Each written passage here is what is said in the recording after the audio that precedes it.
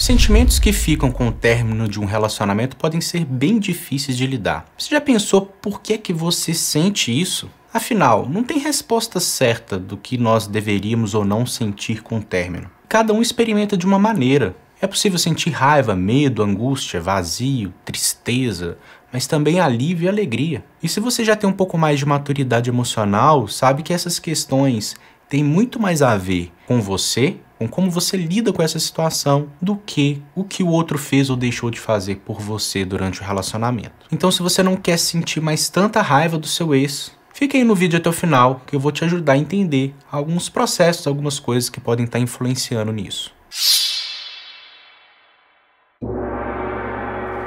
Saudações, sejam muito bem-vindos ao Inner Innovation. Eu sou Rafael Bauti e nesse vídeo eu vou te ajudar a entender por que talvez você ainda esteja sentindo raiva de uma pessoa que talvez nem faça mais tanta parte da sua vida. Eu queria começar dizendo que é normal a gente ter diversas emoções diferentes, algumas emoções e sentimentos conflituosos de pessoas que estão mais próximas da gente, né? Quando a gente tem relacionamentos íntimos. Afinal, a gente coloca essas pessoas numa posição de destaque na nossa vida. E isso por uma questão estrutural, isso por uma questão cultural, que está bastante relacionada com o nosso modelo de funcionamento monogâmico e também muito influenciada pela nossa noção de amor romântico, onde supostamente existe um outro que vai suprir todas as nossas necessidades, as nossas carências. Mas se o seu sentimento predominante, mais intenso e mais difícil de lidar é sua raiva, sua frustração, sua irritabilidade. Vamos primeiro entender como que a raiva funciona? De maneira geral, a nossa raiva está relacionada com o nosso senso de território. Nós temos um território que é físico, né? O nosso corpo é nosso território, mas também é simbólico.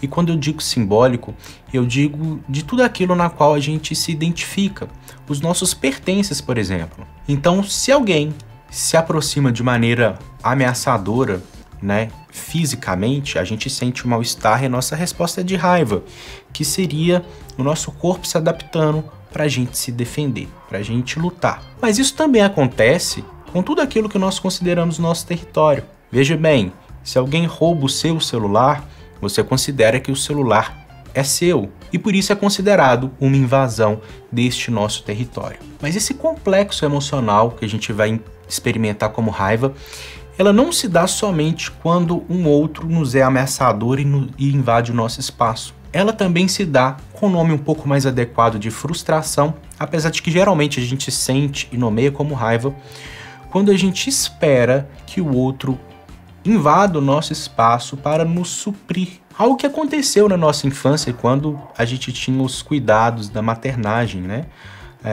Tinha alguém que cuidava da gente, tinha que se aproximar e para nos alimentar, às vezes para trocar nossa roupa, para cuidar da nossa higiene. Então ainda há um registro de que alguém supostamente cumpriria esse tipo de função. E quando essa pessoa não cumpre, a resposta é raiva. Tente se lembrar de alguma vez que você esperava que seu namorado ou namorada se lembrasse de você, fosse carinhoso, lembrasse de uma data especial e ele não faz.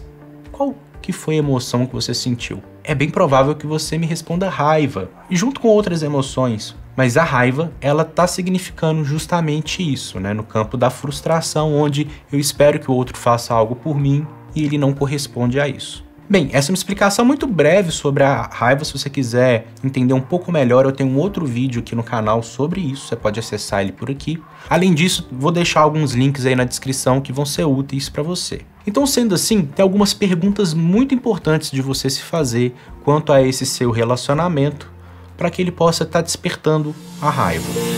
A primeira delas é: eu coloquei essa outra pessoa, né, esse meu ex, como responsável de suprir as minhas necessidades? Se sim, é bem provável que você sinta mais raiva quando você surge esse tipo de necessidade e não tem mais ele. E nesse caso, pode ser quando essa pessoa correspondia a algumas necessidades. Talvez ele te fazia companhia, talvez ele te levava te dava carona para você ir para o seu trabalho, talvez, enfim, são inúmeras possibilidades, não só concretas, como também afetivas. Era aquela pessoa que estava do seu lado ou te escutava quando você precisava desabafar. Se você ainda coloca nele a responsabilidade, ou ao sentir essa necessidade você fica frustrada por não ter essa pessoa para poder desempenhar isso, é muito importante você trabalhar a sua autonomia, você entender que você é responsável por suprir suas próprias necessidades.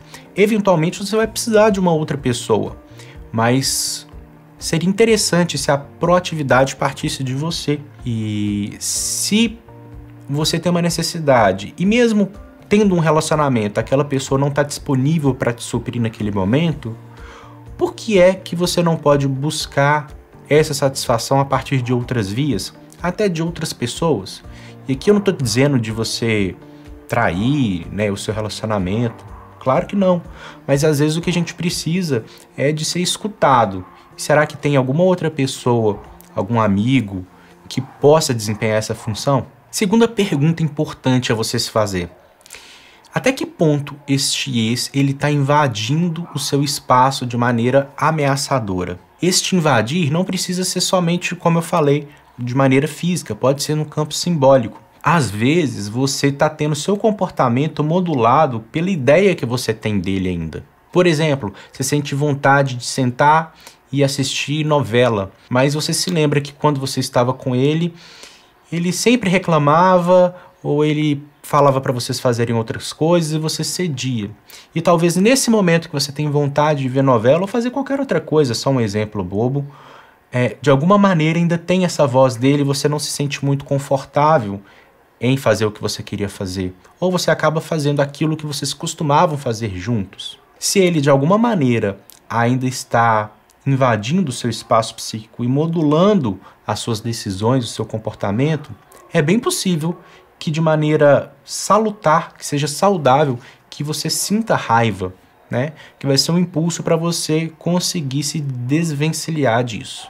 E a terceira pergunta muito importante a se fazer é se no seu modelo de relacionamento anterior você considerava esse outro como propriedade sua. Lembra quando eu falei de que a gente sente raiva quando alguém rouba o nosso celular?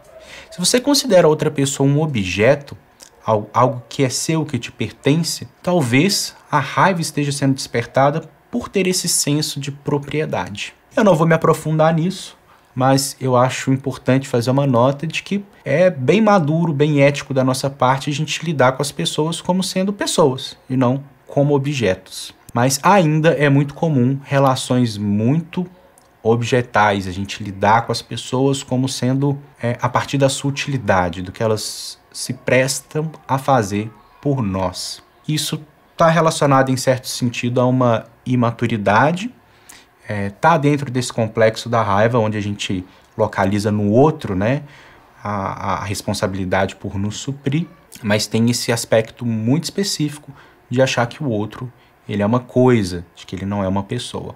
Isso não é legal para as relações, para a gente olhar os outros dessa maneira, e isso também não é legal quando nós somos vistos desse jeito. Se você parar para pensar, você já deve ter experimentado na sua vida algum momento que alguém lidou com você a partir do que você era útil, e quando você não era útil mais para qualquer coisa, você se tornou um ser descartável. Não é legal se sentir assim, então é importante que a gente aprenda a olhar com empatia, com amor para as pessoas, entendendo que elas são pessoas. Pessoas complexas, com desejos distintos, com valores diferentes dos nossos, e construir essa ponte de diálogo entre a gente e o outro não é muito simples, mas é o que nos engrandece enquanto ser humano, né? É importante você saber que sentir não é errado. Todos nós sentimos uma série de sentimentos e muitos deles que a gente tem vergonha, que a gente não gosta. Desde raiva, medo, mas também inveja,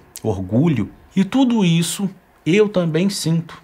Não é por falar sobre isso, não é por entender um pouco mais sobre as questões emocionais que eu fico imune de sentir essas coisas. Então, esse não é o caminho mais adequado para a gente trabalhar o nosso desenvolvimento. A grande questão é que você pode pegar isso que você está sentindo e usar isso para poder se definir enquanto sujeito. para poder se rotular e dizer, por exemplo, eu sou realmente uma pessoa muito orgulhosa. Ou coisas como, eu realmente nunca vou ter um relacionamento saudável. Ou qualquer outra crença possível que te limite. Ou então, você pode olhar para esses seus sentimentos como informações. Algo importante sobre você, algo que diz sobre você, de como você entende e se relaciona com o mundo e com as pessoas. E a partir dessa descoberta, pensar o que você vai fazer com isso. Se você vai querer que isso faça parte de quem você é, ou se talvez seja a hora de dar uma atualizada nisso aí. Como eu falei, sentir não é errado, mas cabe a você a responsabilidade de saber o que fazer com o que você sente, de dar um sentido a isso. E isso vai influenciar grandemente a sua vida, como que você experimenta as coisas e a vida. Provavelmente vai ser de uma maneira um pouco mais madura. Espero que esse vídeo tenha te ajudado. Vou ficando por aqui. Até a próxima.